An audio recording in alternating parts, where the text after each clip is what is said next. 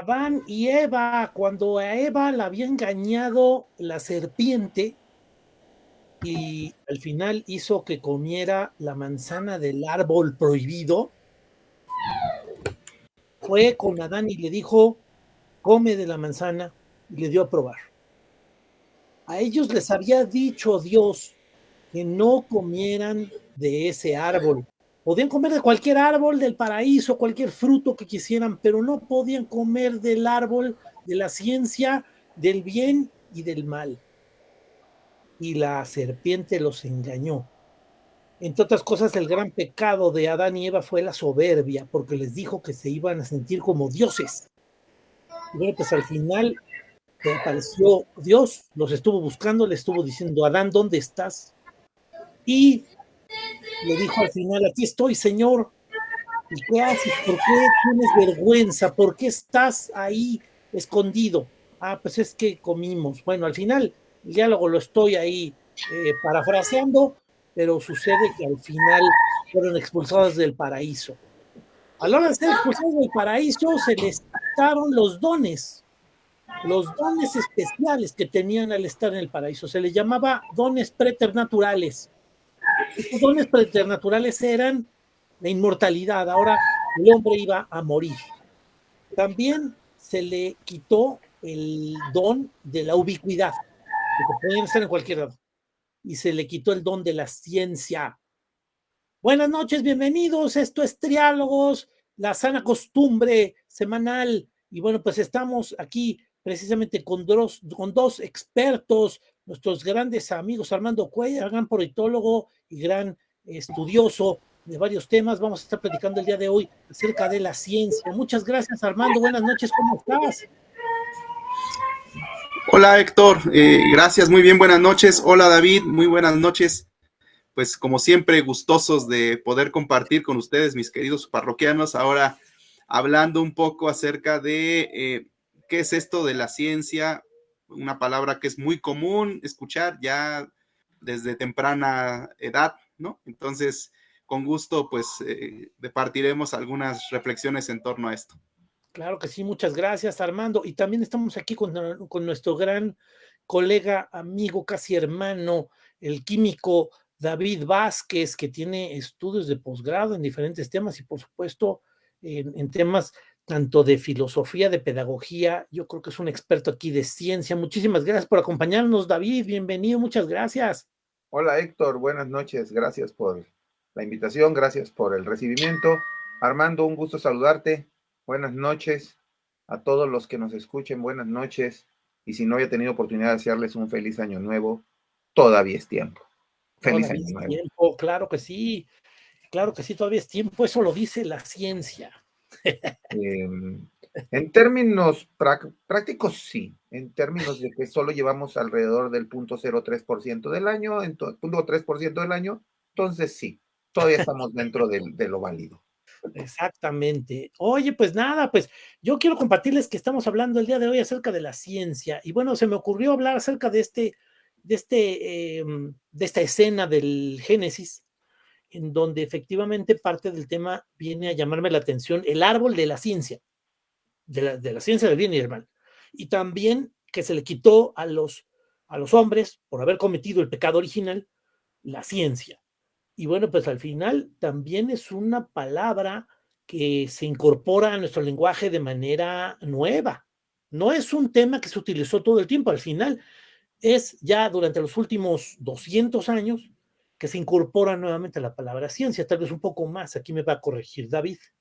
Y bueno, pues al final efectivamente de qué estamos hablando de ciencia. Yo me suena un poco en oposición la ciencia que sería conocer las cosas por sus causas, conocerlas con la absoluta verdad y que tengas el dominio de todo su componente, pues hay cosas oscuras, ¿no? Misterios, supersticiones, magia, que no es ciencia. Precisamente ahí hay esa distinción, pero esa frontera a veces se rebasa. Los alquimistas antiguos eran científicos, pero podíamos decir que tenían una parte científica desde nuestro punto de vista moderno, pero ellos mismos yo creo que no tenían esa distinción, no sabían dónde terminaba la frontera del conocimiento cierto, experimental, científico, con las supersticiones, las supercherías, la magia,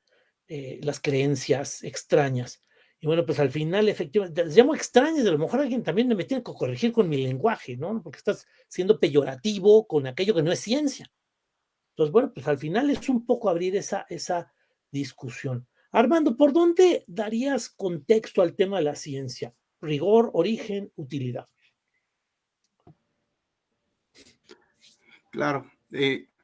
Pues tratando de seguir un poco la línea que nos has presentado, me parece un poco complejo, ¿no? Abordar un tema como la ciencia, sobre lo que es la ciencia, en pocos minutos, ¿no? Empezaría por, pues, tratar de apostarle a una definición de ciencia y sobre todo del tipo de ciencia que cada uno de los que estamos aquí representamos, porque de alguna forma, cada uno de las tres personas que estamos aquí tenemos formaciones distintas y por ello quizás, no los he escuchado, pero quizás podamos tener líneas académicas y tradiciones académicas que nos lleven a pensar o a estar más cercanos a ciertas concepciones de ciencia. Y en ese sentido, yo la que rescato por lo regular en términos de concepción es aquella que nos puso hace ya varias décadas un físico que también fue filósofo y fue epistemólogo argentino de nombre Mario Bunge. Mario Bunge nos dio en un librito que es verdaderamente una maravilla, porque en ese gran texto de Mario Bunge, tan escueto, pero tan rico y tan poderoso en su narrativa, nos dice que la ciencia en sí misma debemos comprenderla como conocimiento, es decir, la ciencia tiene o está fundamentada en conocimiento, pero no cualquier tipo de conocimiento. Es decir, la ciencia debe tener un conocimiento caracterizado por ser racional, por ser sistemático, por ser exacto, verificable, pero también falible. Esto último sí lo quiero recuperar, porque, bueno, digamos, estas cuatro características que mencionaba al principio pudieran ser como a lo mejor entendibles de manera muy directa, pero a veces la característica de falibilidad no siempre la tenemos tan presente. ¿Qué significa falible? Que algo puede fallar. Y la ciencia, en cierto momento, para cualquier, digamos, persona de a pie, pensaría que la ciencia no se equivoca, ¿no? Y que la ciencia generalmente produce conocimientos y verdades que son absolutas en el tiempo y en el espacio. Y nada hay más, digamos, dirigido al error, ¿no? Es decir, habría una concepción equivocada si pensamos así a la ciencia. Es decir, la falibilidad de la ciencia es una característica fundamental para que incluso el propio desarrollo científico se pueda producir. Es decir, poder llegar en algún momento a establecer una verdad que ha sido demostrada por N número de casos, puede ser el día de mañana la tesis, ¿no? Como lo dijera ya filosóficamente Hegel en algún momento, pudiera llegar a ser la antítesis de un futuro aporte que le va a representar en 10, 20, en N número de años, un avance distintivo a cualquier tipo de ciencia, ¿no? Entonces, lo que nos dice Mario Bunge en este textito que he comentado es que para él justamente habría como dos clases de ciencia, ¿no? Dos grandes ramas de la ciencia. Y esta ciencia, por una parte, tendría que ser formal y por otro lado tendría que ser fáctica. Las ciencias formales estarían representadas por la matemática, por ejemplo, la lógica. Estas ciencias juegan con las ideas, no juegan con un referente de cosa empírica, a diferencia de las ciencias fácticas, en donde curiosamente Bunge une a las ciencias, lo que hoy diríamos que son las ciencias duras, con las ciencias sociales, ¿no? Es decir, en las ciencias fácticas, por trabajar con hechos u objetos, estaríamos representando en sí mismo la necesidad de aglutinarlas en este mismo grupo, ¿no? Aunque tengamos objetos de estudio distintos, ¿no? Pero para Bunge era importante tener estas dos grandes clasificaciones, dada la importancia que se despliega después, al momento de seguir con la siguiente pregunta. ¿Y cuál es el método de la ciencia? ¿Acaso es el método el que hace a la verdad? ¿El método produce la verdad? ¿Qué tipo de verdad es alcanzable con el método científico? En fin, una serie de preguntas que me parece son detonantes para cualquier persona que se asuma como científico, sea científico, digamos, de la naturaleza o científico de las cuestiones sociales. Para Bunge, por ejemplo, era muy claro que había teorías y prácticas que no tenían o no seguían rigor científico. Una de ellas, por ejemplo, era el psicoanálisis. Para Bunge, el psicoanálisis, la praxeología, la homeopatía, por ejemplo, incluso la microeconomía, eran pseudociencias, porque no tenían el rigor que él esperaba de todo tratamiento científico, sea ciencia exacta o sea ciencia social.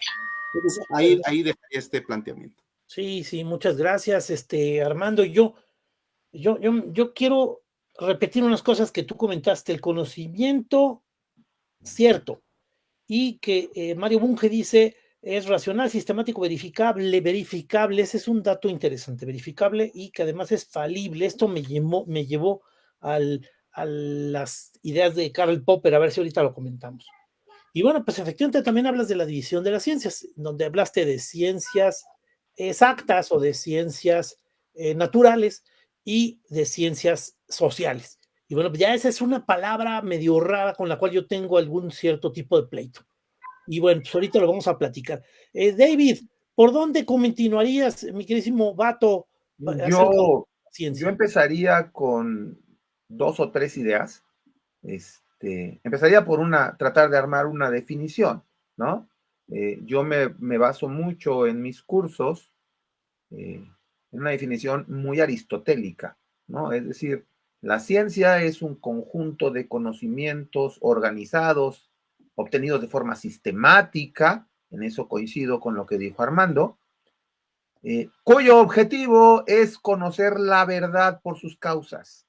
Eso me parece que es el meollo de ser ciencia, tratar de conocer la verdad por sus causas, ¿no? Es decir, en, la, en las actividades humanas hay muchísimas actividades que involucran conocimientos, que pueden haber sido obtenidos de manera organizada, pueden ser de manera sistemática, pero si no buscan la verdad, pues no estaríamos hablando de una ciencia. Yo empezaría por distinguir entre las actividades intelectuales humanas, bueno, las actividades en general, al menos 2 grandes categorías, ciencias y artes, ¿no? Las ciencias buscarían, como fin último, conocer la verdad por sus causas y las artes buscarían conocer la belleza, ¿no? Y la estética. Esa es la gran diferencia, a mi juicio. Por eso, un buen carpintero, un buen ebanista, por muy hermosas tallas de madera que haga, no está haciendo ciencia, no está buscando la verdad en la madera, está buscando la belleza del objeto, ¿no? Disiento un poco de lo que decía Armando, en el sentido de que la ciencia es, es, es posible que falle. A mi juicio, David Vázquez, muy personal, la ciencia como tal es infalible. El que se equivoca es el científico, el que puede cometer un error y por lo tanto llegar a conclusiones falsas, erróneas, no completamente válidas, pues es la persona que está interpretando su objeto de estudio, ¿no?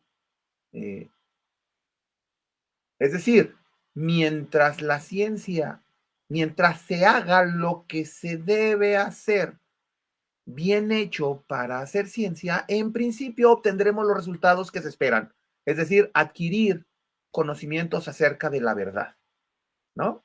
Desde mi particular punto de vista, eso lo digo yo, honestamente.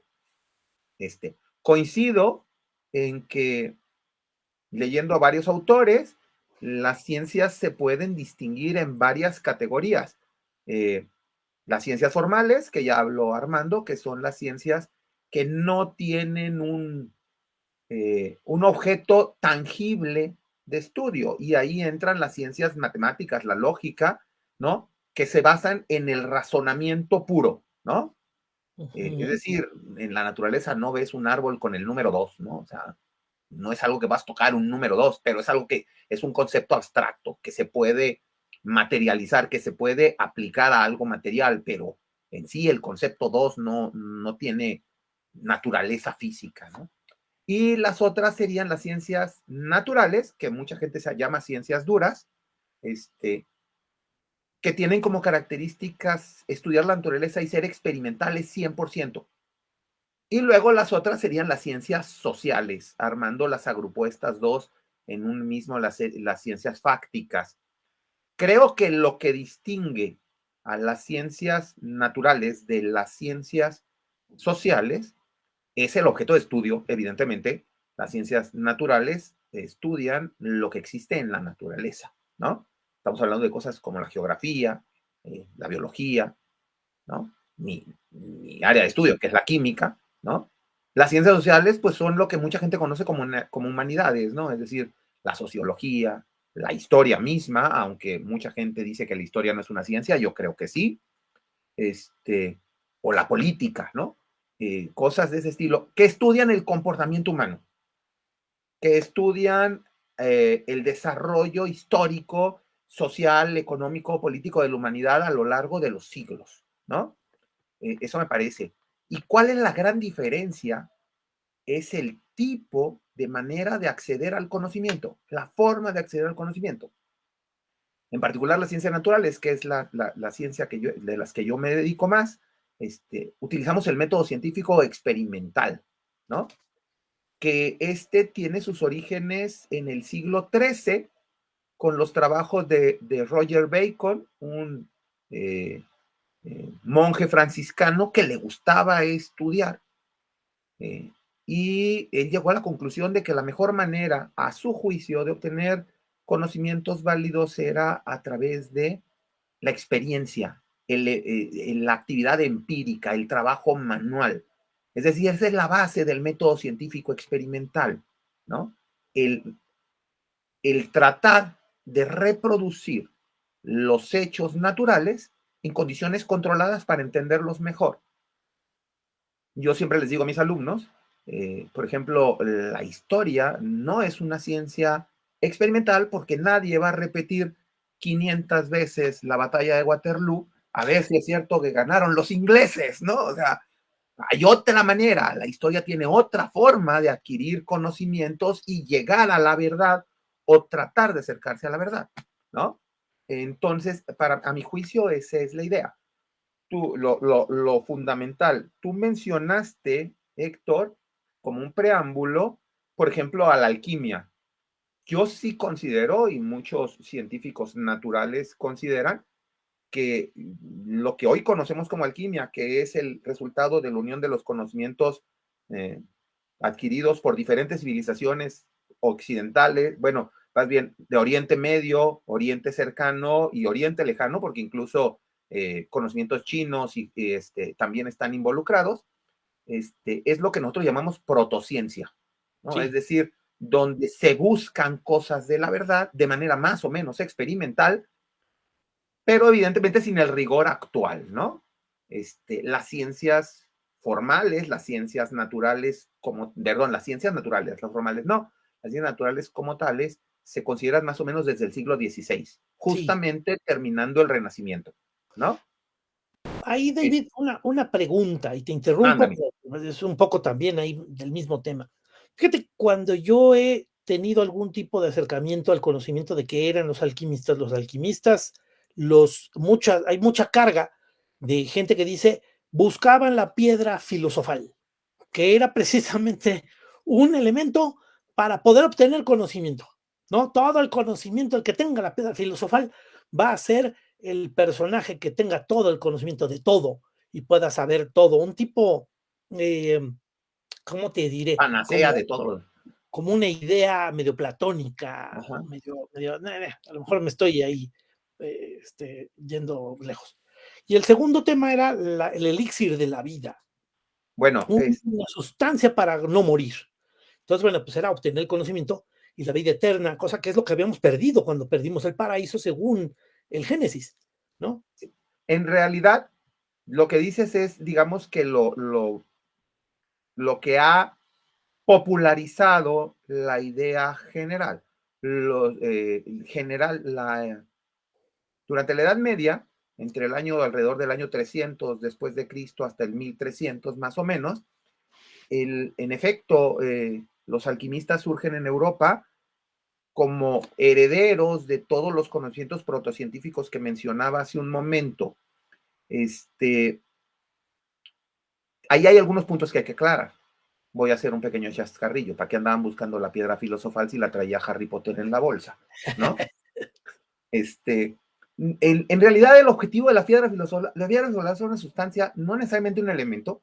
Vamos a decir la palabra elemento no en el concepto químico, no en el concepto físico, sino en el concepto filosófico de sustancia básica, ¿no? Cuya virtud era purificar las cosas. Y dentro de esta purificación, por ejemplo, implicaba recuperar la capacidad de adquirir conocimiento, cosa perdida, lo acabas de mencionar, en el Génesis, ¿no? Con el pecado original. La purificación iba desde cosas tan materiales como purificar las materias más simples para convertirlas en cosas más lujosas, voy a decirlo así, es decir, la famosa transmutación de los metales ordinarios en oro, pensando que el oro era el metal por excelencia, ¿no? Y esto debido pues, a sus propiedades físicas y químicas, ¿no? Entonces, convertir hierro o plomo comunes que se conocían en esa época en oro, pues era purificarlos. Pero también podía producir, la piedra filosofal podía producir el elixir de la vida. No era buscar el elixir de la vida, sino la piedra filosofal para poder producir el elixir de la vida. Porque lo que hace el elixir de la vida es purificarte. Y al purificarte, no te enfermas y por lo tanto no mueres. Ok. Recuperas esas dos cualidades que se perdieron en el pecado original, que son no ser inmortal. Adán y Eva estaban destinados originalmente a ser inmortales.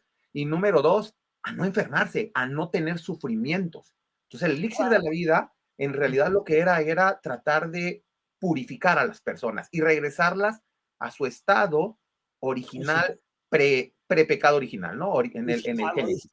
Sí, el origen limpio, ¿no? Exactamente, ese era el objetivo. Y claro, con esto vienen además algunas otras aplicaciones, ¿no? Fíjate que ahí te quiero decir dos ideas. Una, convertir el plomo en oro, pues es solamente quitarle 2 protones a cada átomo y ya está así de fácil. Le quitas 3, de hecho. Le tenías que quitarle 3. De hecho, es una pregunta que me hacen muy seguido mis alumnos. Bueno, ¿cuál es la otra?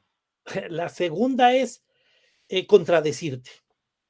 La historia, bueno, y en general las ciencias sociales, por supuesto, aquí yo quiero agregar un elemento importante dentro de lo que será la discusión sobre las ciencias. La palabra ciencia creo que también entra en una de las grandes deficiencias de nuestra discusión, porque un problema que tenemos o una crítica que tendríamos hacia las ciencias sería el uso de las palabras. El lenguaje es muy tiránico en el manejo de la ciencia, sobre todo en las ciencias sociales. Y al final utilizar la palabra ciencia es incorporar el método científico para conocer un conocimiento racional, un conocimiento sistemático, un conocimiento verificable. Verificable, ese es un problema. Y además, incorporó Armando el tema de falible, pero yo diría que las ciencias sociales en ese sentido no pueden ser ciencias. No es posible llegar a un método científico, no puedes repetir, no puedes experimentar, no existe un laboratorio para experimentar, no puedes establecer leyes universales, no puedes, o sea, es otra cosa, es un estudio y es una disciplina, pero llamarlo ciencia creo que es un exceso. Perdón, y bueno, quiero meterlo a la discusión. Aquí tenemos un comentario de Rafa Cortés. ¿Cuáles considera que fueron las parteaguas de la protociencia y la ciencia? ¿Cuál es el parteaguas para decir esta parte los alquimistas eran protociencia, los personajes que hacían las momias en Egipto es protociencia, pero sucede que ya Roger Bacon o Benjamin Franklin o Lavoisier son ciencia. Y bueno, pues al final, bueno, y Newton también, ¿no? Al final ahí está un poco el tema, que Newton tiene temas ahí medio esotéricos dentro de sus contribuciones. Pero bueno, Armando Cuellar, le quiero dar la palabra y a ver si tomamos otra vez ahí la palabra con David con estas respuestas. Armando, por favor. Claro. No, pues muy interesante las reflexiones que hacen en torno a eso. Incluso me quedaba pensando que más allá ahorita de la discusión de la situación actual de nuestra ciencia, como tal, pues estamos discutiendo algo que le precede a la ciencia moderna como hoy la conocemos, y es, en este caso, la filosofía que está detrás de la ciencia. Y esta idea filosófica fundamentalmente descansa en una rama de ella que conocemos como epistemología. Entonces, desde la epistemología, entendida como estas condiciones sobre las que tenemos que producir y validar el conocimiento científico, se abren una serie de tradiciones académicas que se han originado y han persistido por varios siglos. No podemos perder de vista las enormes contribuciones que hicieron filósofos considerados modernistas, que abrieron en este caso el telón para justamente empezar a construir lo que hoy representa el paradigma científico dominante, pero no el único, que es el paradigma postpositivista. Es decir, este paradigma que comentabas tú, Hudson, hace un ratito, que es justamente de poder establecer una verdad a partir de un método específico que pudiera establecer enunciados generales, universales, válidos en todo tiempo y espacio. Bueno, es que ese tipo de paradigma ha funcionado para cierto tipo de objeto de estudio y no podemos desconocer los resultados tan evidentes que ha dado, pues, en el campo de la medicina, sobre todo, ¿no? Incluso habrá quien establezca este tipo de ciencia y bajo este tipo de enfoque ha producido los avances tecnológicos que tenemos hoy en día. Es decir, no podemos desconocer digamos, esos aportes que ha tenido, pero también, pues desde luego ha tenido otros fracasos que han venido de la mano de quizá usos no tan debidos respecto a cómo llegaron a obtener este tipo de logros, ¿no? Entonces, cuando me refiero justamente al tema de estas condiciones de producción y validación del conocimiento, al menos ya desde la ciencia social, para mí es súper indispensable mencionar lo que pensaba este filósofo Michel Foucault respecto a la verdad y la legitimación del poder a partir del conocimiento científico. Esencialmente, la tesis de Foucault era la siguiente: se produce el conocimiento científico con el ánimo de hacerse del discurso de la verdad, ¿no? Nos dice Foucault en esta tradición que yo llamaría un tanto anárquica, anárquica del conocimiento, ¿no? Que no es el único, pero digamos la representa bien en esta tradición. Nos dice, cuando hablamos de verdad, no hay que entenderla como esta relación entre signos y objetos, ¿no? Hay que entenderla como esta serie de procedimientos que tiene la ciencia, que busca la ciencia, pero que son legitimados, son reglamentados en su producción al momento en que una comunidad de ciertos científicos decide lo que es válido y lo que no, sobre cierto método para poder acceder a esa verdad. Entonces, dentro de la ciencia social, esta voz filosófica que fue muy potente en el siglo pasado, pues nos daba un poquito a entender que la ciencia no está desligada de una pretensión hegemónica de control, ¿no? Y en ese sentido, pues claro está que a lo mejor saber eso a un físico, a un químico, a alguien que se dedique a hacer ciencia aplicada, pues no le sirve de mucho, ¿no? Más que darle ese contexto a lo mejor en el que se pudiera estar, en el que pudiera estar trabajando y en el que pudiera estar simplemente parado. Pero al menos en el caso de la gran discusión respecto a la filosofía de la ciencia, sí abre una veta muy importante, dado que reconoce este punto de vista que muchas veces no es algo que se espera de la ciencia, que es objetividad, que es neutralidad. Porque esta objetividad, al menos en lo que hace la ciencia social, generalmente está muy vinculada a un punto de vista a un punto de vista en el que esté colocada el científico para poder producir este conocimiento. Insisto, esto es una tradición que ha estado muy discutida y es muy sólida en términos teóricos. No significa que sea la única, porque también, así como yo creo que también dentro de la ciencia exacta o de las ciencias naturales hay este tipo de voces, me parece que en la ciencia social también hay quien abraza al positivismo como un enfoque bastante confiable para poder producir conocimiento. En la ciencia política en particular, pues hablaría en este caso de los métodos cuantitativos para poder producir conocimientos específicos sobre las realidades políticas, ¿no? Es decir, por ejemplo, la utilización de encuestas cada día es más recurrente para poder probar cierto tipo de argumentos, ¿no? La utilización de bases de datos, la utilización de la inteligencia artificial para poder establecer o conocer los sentimientos de una red social, son técnicas que actualmente son muy poderosas para poder abrir nuevas preguntas que antes no hacíamos porque no teníamos ese tipo de análisis, ¿no?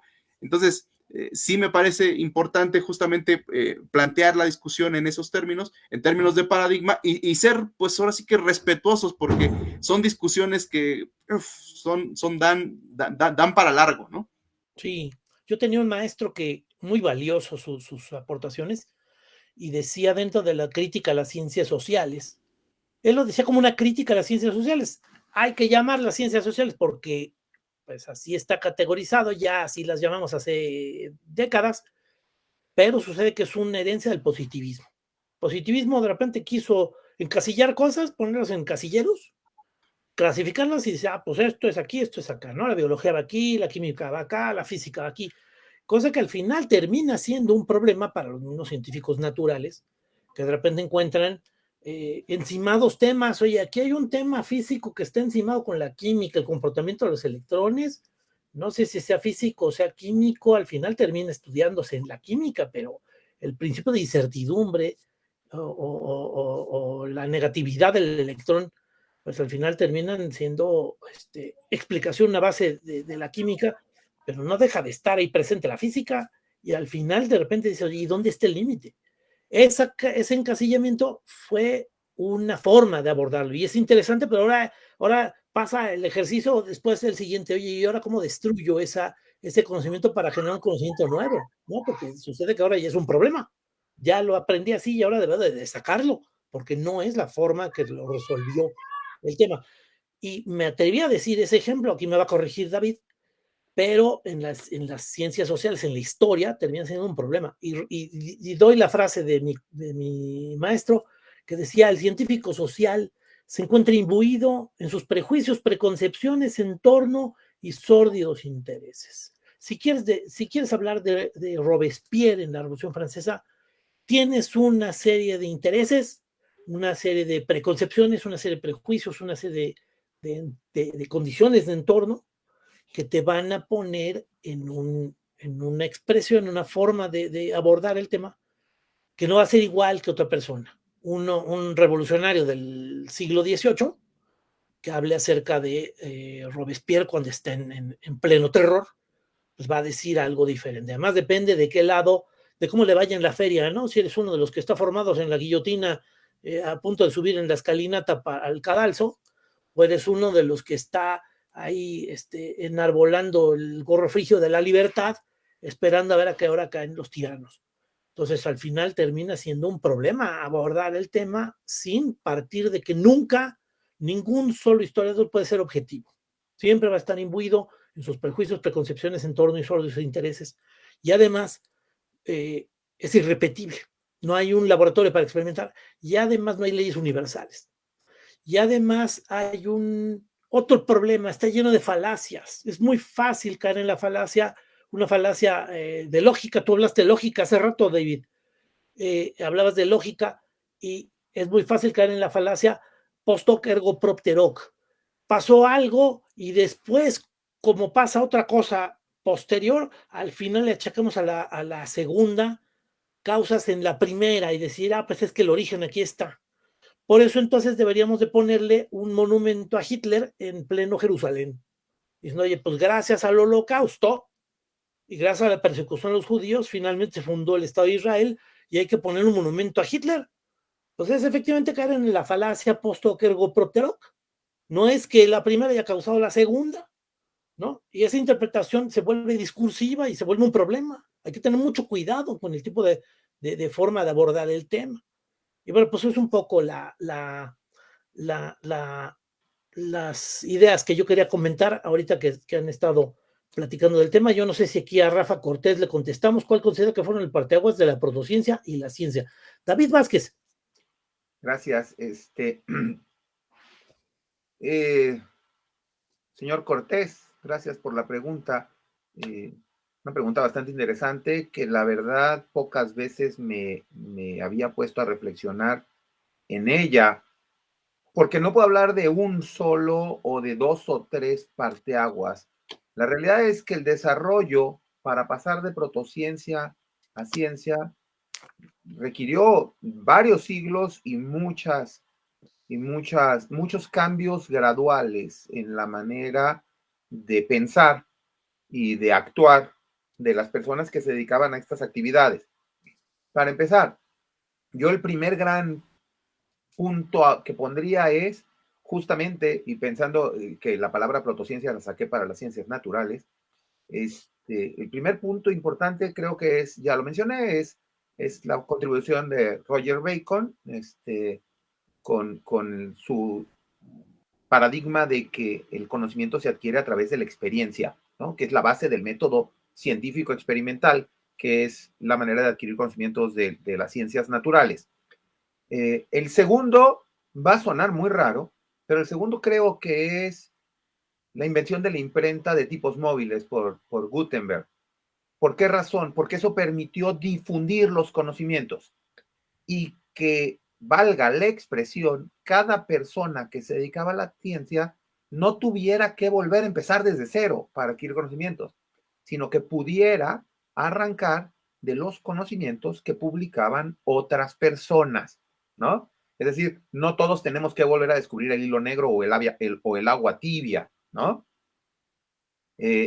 Tercero, posiblemente siglo XVII,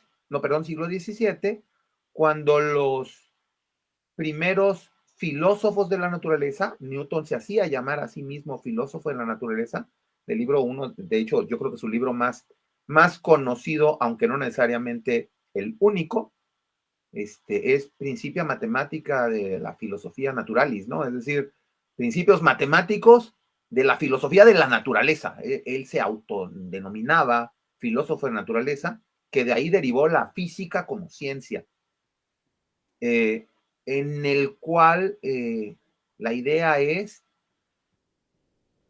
poder adquirir de manera sistemática el conocimiento. Y creo que ese es el último parteaguas, ¿no? O sea, que la adquisición de conocimientos es dirigida y sistematizada.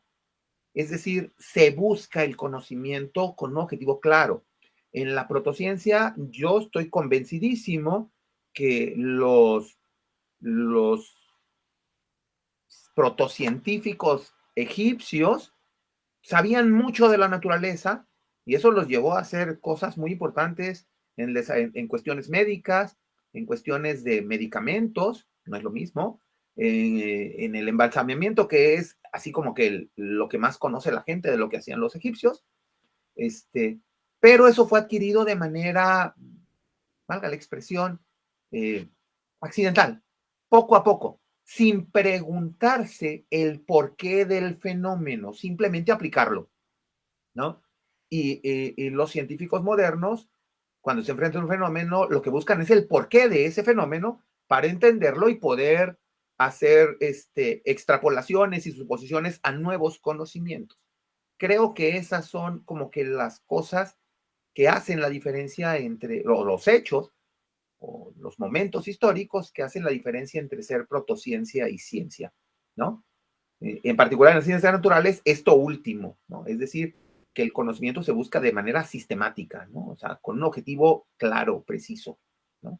Incluso podría atreverme a aseverar que en la actualidad ningún científico de ciencias naturales hace las cosas a ver qué sale. Que esa es una imagen que tiene mucha gente del científico, ¿no? De bata blanca, en un laboratorio lleno de instrumentos de mil cosas, De matraces que está y haciendo tubos de... cosas a ver qué sale, ¿no? El científico moderno en ciencias naturales está haciendo cosas para que salga lo que cree que va a salir, ¿no? O sea, no es algo azaroso, es algo dirigido. Por esto, por esto, por esto, por esto, por esto, por esto, debe de pasar esto, voy a comprobarlo. Ah, sí, sí pasó. Entonces, todo lo anterior que dije es correcto. Por esto, por esto, por esto, debe de pasar esto, no pasó. Entonces, tengo un fallo que tengo que corregir para poder reencaminar el curso, bueno, el conocimiento. Y aquí me atrevo a decir, porque hace rato consideraba yo que la ciencia como tal, al menos las ciencias naturales, no son infalibles como ciencia. El que falla o quien falla es el científico. Somos seres humanos, cometemos errores. Porque al final de cuentas, la forma, el método de obtener conocimientos en ciencias naturales es el método científico experimental, que es una serie de pasos que hay que hacer para obtener conocimientos. Y si cada vez que aplicas adecuadamente el método científico obtienes un conocimiento, entonces el método no falló, ¿no? Si el conocimiento que obtuviste posteriormente se demuestra que no era correcto o que tenía algún defecto o que es perfectible, bueno, el método no falló, el que falló fue el interpretador, ¿no? Pero la ventaja es que al ser sistemático, cuando encuentras un error, puedes regresar para corregir tu método, para corregir tu metodología, no el método, tu metodología, y adquirir un conocimiento válido, O ¿no? tu secuencia, ¿no? La metodología al final Sí, sí, haría... lo que hiciste. O Sí, sea, ¿qué cosas hiciste? ¿Qué cosas puedes corregir? ¿Qué cosas puedes mejorar? ¿En qué te equivocaste? Porque eso es algo que es parte de del hecho de que se obtengan, que se puedan obtener resultados negativos, o sea, de que sea falible en cuanto a los resultados obtenidos, claro. que en el método científico experimental, desafortunadamente, es algo contra lo que no podemos vivir, el error existe. Es decir, los instrumentos de medición no necesariamente son suficientemente precisos para obtener los datos que estás buscando, número uno, y eso es algo que no podemos evitar porque tiene que ver con la naturaleza de las cosas que utilizas, ¿no? Ujú. Y lo segundo, pues es el observador mismo. Si yo me quito los anteojos, ya no veo igual y por lo tanto puedo cometer un error que si los pongo.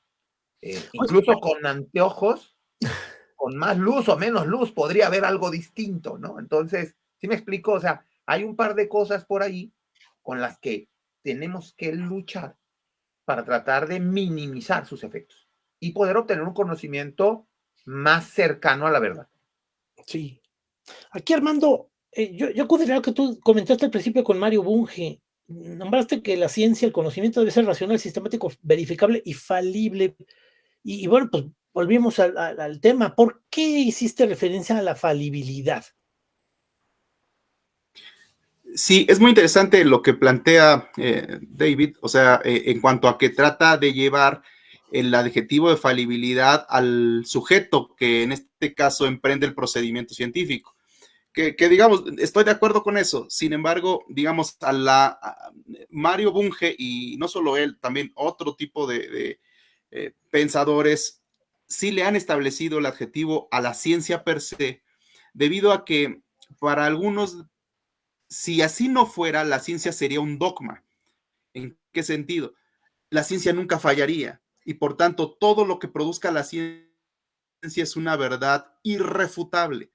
Entonces, la falibilidad en ese sentido se vuelve algo necesario para la ciencia, una característica de la ciencia para que pueda ser revisable todos los resultados a los que llegan, aun cuando se opte por utilizar los instrumentos y los instrumentos científicos y las teorías más elaboradas con los métodos que todo el mundo conocemos. Es decir, gracias a esa característica, la ciencia puede avanzar. Y ahí sí me refiero a todas las ciencias. O sea, esa característica es lo que lo hace distinto de un posicionamiento religioso o lo que lo haría distinto de un posicionamiento de verdad, de verdad por siempre, ¿no?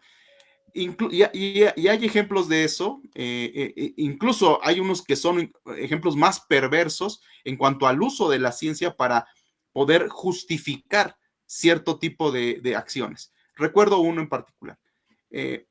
Por ahí de la década de los 70s, 80s, algunos grandes estudiosos de medicina publicaron artículos en revistas certificadas diciendo y argumentando, concluyendo que la leche en bote, la leche nido que conocemos, ¿no? Entre otras, era mucho más nutritiva que la leche que podía obtener un bebé, un humano pequeño, de la leche materna, de la leche de la mujer.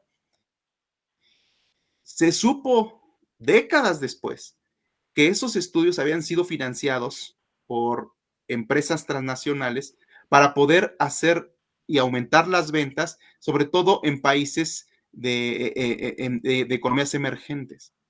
Entonces, aquí, digamos, ya a lo mejor nos estamos moviendo un poquito quizá del tema per se o epistemológico de la ciencia. A lo que quiero llegar es un poco a que a veces las verdades a las que puede llegar un determinado estudio bien controlado y bien producido, no siempre o no necesariamente están abonando a algo que debiera ser incuestionable. Todo lo contrario. Si algo debemos hacer y producir y promover como científicos es cuestionar los resultados que nos dan y nos arrojan cada uno de las grandes teorías que, por ejemplo, produce la ciencia básica o lo que produce la ciencia aplicada como tal, ¿no? Ya a partir del uso tecnológico de lo que puedan obtener. Y en ese sentido, yo creo que hay como que, o al menos todos debiéramos tener siempre esa actitud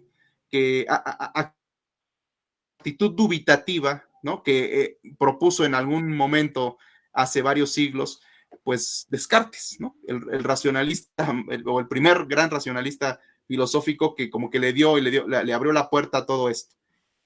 Una actitud que no significa, insisto, y aquí lo quiero subrayar, no significa dudar por dudar o poner en duda cualquier cosa que se me ocurra, sino establecer o seguir reglas específicas para poder llegar a una duda razonable que me pueda vincular a establecer y poder tener la razón suficiente, que es otro principio que nació de la filosofía mucho antes de lo que en este caso hoy se conoce como ciencia moderna. Este principio de razón suficiente que estableció Leibniz.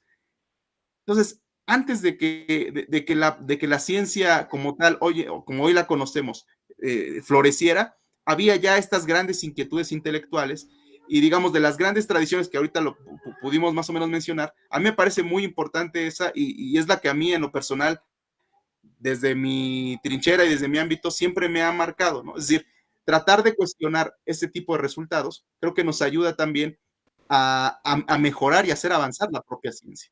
Y creo que, a lo mejor, no sé, tal vez creo que no es mi mercado, no es mi ramo, pero creo que en la ciencia exacta o en la ciencia natural ocurre exactamente lo mismo, ¿no? Es decir, de no haber sido así, no sé, no habría existido un Albert Einstein que hubiera puesto en duda el principio o la ley de gravitación universal, ¿no? que ya no vivimos, que no era tan universal, ¿no? Sino solamente sobre ciertos contenidos naturales mecánicos, ¿no? Entonces, todo eso, y posteriormente, después de Albert Einstein, llegó alguien llamado Bohr, ¿no? Y llegaron muchos otros físicos cuánticos que le dijeron a Einstein, ¿sabes qué?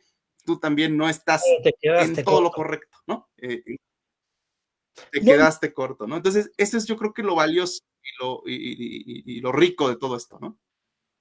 Rafa Cortés nos dice, ¿cuáles consideran son los alcances o límites del método científico? Creo que parte de eso ahorita lo comentaste, pero bueno, pues ahí está la pregunta, ¿no? Consideran alcances y límites del método científico. David, tenemos apenas 6 minutos para terminar. Yo creo que ahí damos las últimas ideas clave en unos 3 minutos. Okidoki. Mira, de verdad, Armando, me encantó tu disertación, lo admito completamente, estoy perfectamente de acuerdo contigo. Quizá lo que me sigue bailando en la cabeza es que usemos la palabra falible. Yo la cambiaría por perfectible. Y justamente la ciencia lo que tiene es eso, se puede ir perfeccionando. Quizá lo que se pretende al decir falible pues, es que no es perfecta y que podemos mejorarla. Pero todo lo demás que dijiste, de verdad, estoy convencido de que tienes toda la razón. Porque al final de cuentas, el meollo de la ciencia es preguntarse el por qué, ¿no? Y luego un nuevo por qué, y luego un nuevo por qué, para ir acumulando porqués de tal suerte que lleguemos a un conocimiento que tenga validez universal. Esto es lo que se llama una ley, ¿no? Desde el punto de vista de ciencias naturales, el gran reto para que algo se pueda considerar realmente una ley universal es que además se puede expresar en una ecuación matemática, ¿no? Mientras más sencilla la ecuación, mejor, ¿no? Porque si no, sigue siendo teorías. Tratando de contestar un poco al señor Cortés, yo considero que los alcances o límites del método científico, pues dependen básicamente del mismo método. Es decir, de qué dispones para poder acceder a nueva información, cómo la interpretas, ¿no? Y si hay ahorita conocimientos que no tenemos, porque todavía no tenemos la capacidad de acceder a ellos de alguna forma. Que evidentemente esto que acabo de decir es casi un dogma. Quiero utilizar la palabra que dijiste, porque en efecto, la ciencia no puede ser dogmática, ¿no? Si la ciencia fuera dogmática, seguiríamos pensando, número uno, que de hecho seguiríamos comiendo carne cruda, ¿no? Viviendo en cuevas y muertos de frío, ¿no? Para empezar. Ya, de ahí, échenle todo lo que quieran, ¿no? En fin, si la ciencia es perfectible, sí se pueden llegar a obtener conocimientos falsos. Y en particular, estoy pensando en el ejemplo que diste con respecto a la leche en polvo. Eso es una verdadera perversión de la ciencia. Es decir, un grupo de personas que se inventó argumentos científicos para un fin netamente económico. Pero estarán de acuerdo conmigo que el pervertido y el pervertidor son los humanos, no la ciencia como tal, ¿no? O sea, yo sigo entendiendo que la ciencia como concepto filosófico es la que es perfectible y es la que nos permite adquirir conocimientos. Las personas somos las que podemos regar el tepache, perdonen la expresión tan coloquial, ¿no? Y regar el tepache tiene que ver lo mismo con vender leche en polvo que producir un arma de destrucción masiva, ¿no? O sea, claro, ¿no? Porque esas realmente no es que la ciencia sea mala por producir una bomba atómica. El mal uso que se hizo de los conocimientos fue lo que llevó a un arma de ese calibre. Sí, ahí déjame ¿no? Interrumpirte, David, es que el Sí, ya tiempo quedan 2 es un minutos, interrumpe. tirano. nada más pues para decir ahí cómo cerraría aquí Armando ya, híjole, nos quedan 2 minutos, Armando.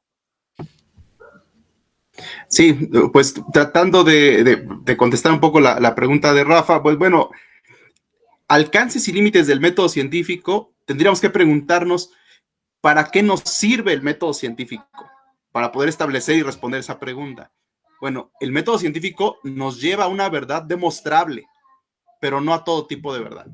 Es decir, no podemos explicar con el método científico cosas que son metafísicas, cosas que están ahorita, al menos ahorita en principio por el objeto de la ciencia, no lo alcanzan no lo alcanzan todavía a comprender y no lo alcanzan todavía a poder o siquiera no lo alcanzan a interesar en probar, ¿no? Entonces, no por eso significa que lo que esté en la metafísica sea inferior a la ciencia. Y eso es lo que creo que nos cuesta a veces trabajo porque entronizamos a la ciencia. Más bien, lo que tenemos que empezar a hacer es admitir otro modelo de pensamiento que no siempre sea el científico, sino crear un pensamiento alternativo divergente que nos permita ir uniendo ese pensamiento con nuevas reglas del método científico. Yo creo que hacia allá tendría que apuntar los nuevos descubrimientos sin perder de vista esta idea de verdad demostrable, que está en la inspiración de nuestros primeros filósofos, ¿no? Sí, claro. Muchas gracias por los comentarios, Rafa Cortés, te agradecemos. Y bueno, pues amigos, pues llegamos al final, el tiempo es un tirano. Este fue un tema bastante interesante, creo que se quedaron muchas cosas en el tintero, creo que salen más temas, deberíamos hablar también de la historia de la ciencia, cómo fue evolucionando este tema, creo que es un tema recurrente dentro del tema. Muchas gracias, Rafa, dice buena charla. Y pues nada, pues agradecerles aquí a Armando Cuellar su presencia, David Vázquez, muchísimas gracias por su participación. Gracias a Alma Besares en la producción, a Jaime Villarreal en la dirección del canal. Y pues nos estamos viendo la próxima semana en otra plática más de triálogos, la sana costumbre semanal. Nos estamos viendo. Muchísimas gracias, Armando, David. Héctor, gracias, Héctor, Armando, gracias, David.